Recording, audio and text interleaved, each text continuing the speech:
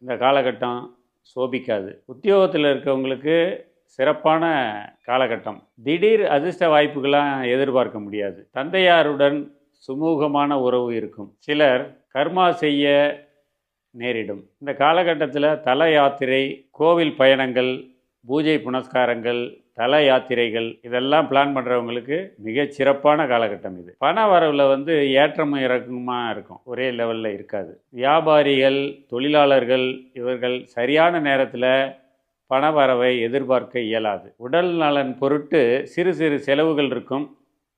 ஆனால் hospital admission அப்படிலாம் கொண்டு போய் விடாது. பண விரயம், வீண் செலவுகள் ஏற்படும், தவிர்க்க இயலாது. சிலருக்கு எதிர்பார்த்த வெளிநாட்டு பயணங்கள் அனுகூலமாக அமையும். வீட்டு உபயோகப் பொருட்கள், நகை, ஆபரணங்கள் வாங்கி சேர்க்க மிகச்சிறந்த காலகட்டம் இது. மொத்தத்தில் நடுநிலையான பலன்களை